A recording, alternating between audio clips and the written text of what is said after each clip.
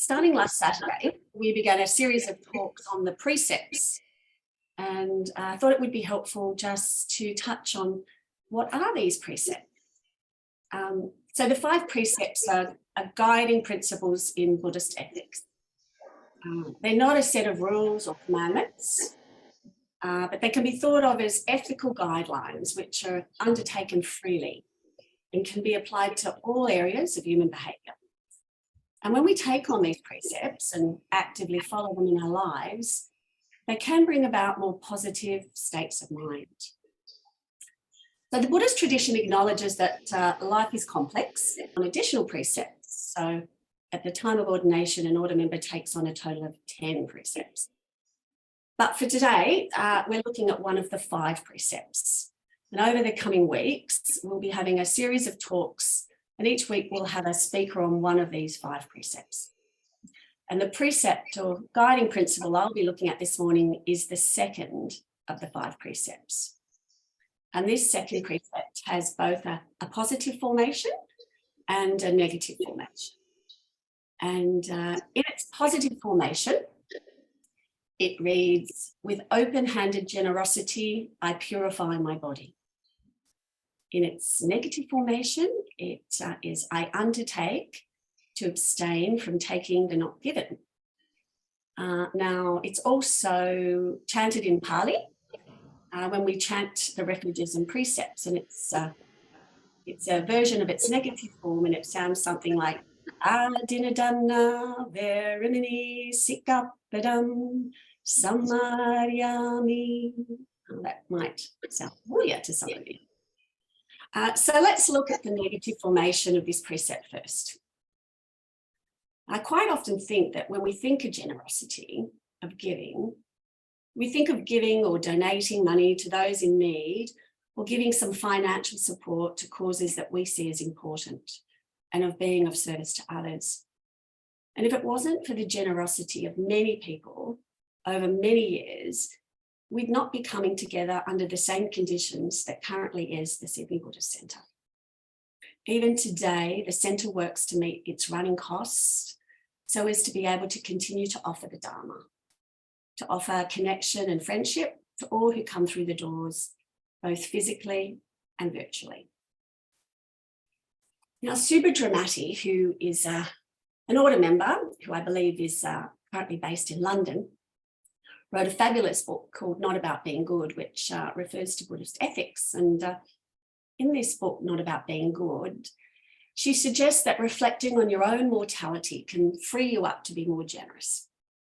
It doesn't take much reflection to realise that everything you think of as yours, and in some case jealously guard and protect, will in the future belong to someone else if it's not discarded altogether. Subhadramati adds that by reflecting in this way, you will see that generosity is a wisdom practice because it's aligning you with the real truth of things. What you think of as yours, as part of your identity, is only temporary. And I've personally found this approach can be really helpful in holding things lightly or even letting them go. When we decide to give, to exercise generosity, it can be interesting to notice what's going on for us when we give and how it feels. In its most perfected form, generosity refers to giving which is natural, playful, and self-conscious, with a sense of giving with one's whole being so that all of you is involved and all of you is behind the act of giving. This is generosity that is completely open-hearted. Now, the flip side of that is giving with strings attached, giving with a sense of, well, what's in it for me? What will I get out of it? Or perhaps not giving at all. And when you have one of these 2 approaches to generosity, I encourage you to see how this feels in your physical body. Does one approach to generosity make you feel more open and expansive? And one make you feel perhaps more tight and restricted? Simply food for thought. There are so many ways we can give and be generous. Fearlessness Fearlessness is one way. The idea of giving fearlessness may seem strange, but we could see fearlessness as standing for any positive mental state. Our mental states have a powerful effect on those around us, and to make the effort to be in a good mental state, an emotional state, is a valuable gift. Many people find that this can be a more powerful motivation for staying in a good mental state than focusing on their own well-being. And it has the advantage that, because it's inherently unselfish motivation, it has a natural tendency to expand our small-minded focus on ourselves. We can give merit. At the end of a puja or a retreat, and often at the end of a study group, we recite what's called the transference of merit and self-surrender, which is a verse you can find in the red puja book in the shrine room. And in doing this, we give up any benefit from our practice to and for the benefit of all beings. We're giving up any benefit from our practice to others. Transferring merit to others is a very beautiful and inspiring way of giving.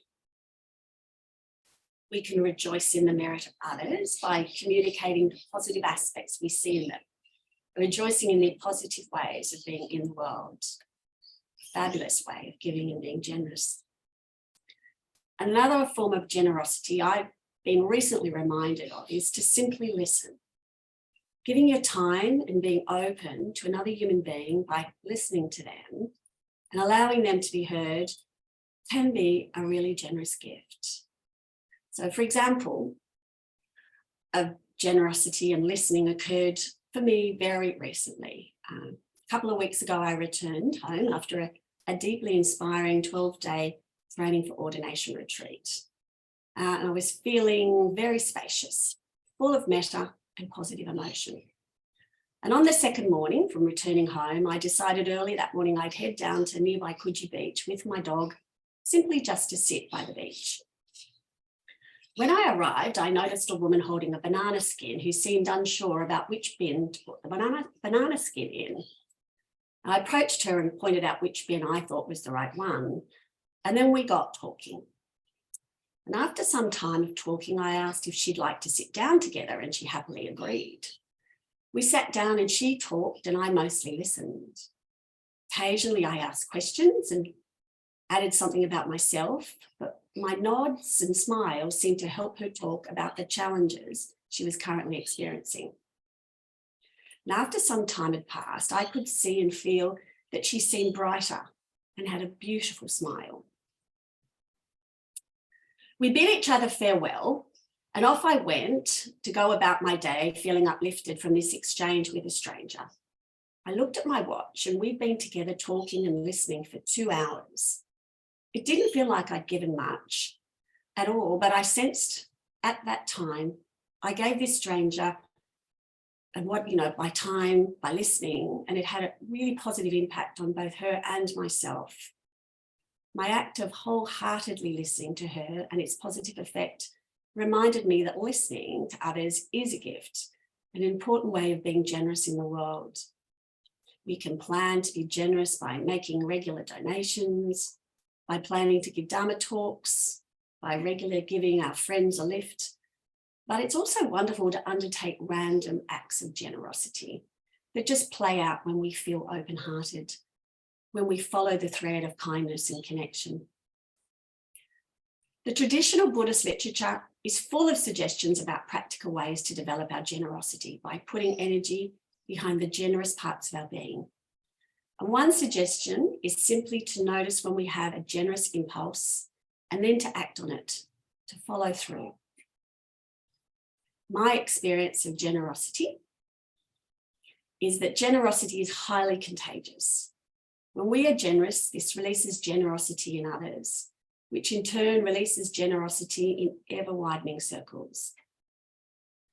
And as important as is the practice of giving, so is the practice of receiving and expressing gratitude for what you've received.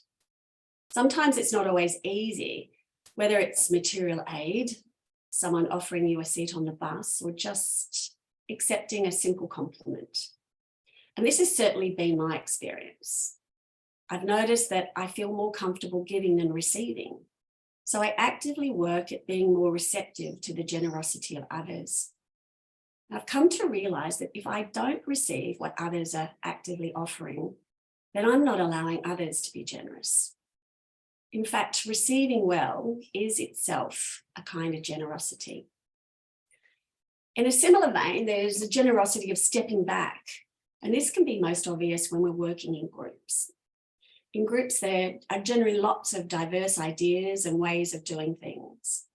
It can be an act of generosity in creating the space for others to openly express themselves and be able to follow through with their ideas. An example of this for me is working in small teams within the Sangha to create a shrine. There may be an overall vision for the shrine, but I feel like each member of the team will generally have their own unique ideas. And to me, it feels like generosity when we each let go of some of our ideas or preferences so that each member of the team is able to make a meaningful contribution that feels harmonious for all. Sangharakshita, our teacher and founder of the Tri Ratna Buddhist order, said, "We should give courteously, happily, quickly, without regret, without telling others, to friend and foe, to good and bad, everywhere and at all times, but according to people's real needs rather than wants." And just as a final note, what's important is not all about what is given, but the attitude of heart and mind behind the giving. Ideally, it's an outward expression of one's inner generosity, coming from a place of abundance, of joy, coming from a place of metta, of unconditional loving kindness. Just as a final note, given that this talk is about giving and generosity, I think it would be remiss of me not to mention that there is a Dana bowl at the centre, should you wish to make a contribution.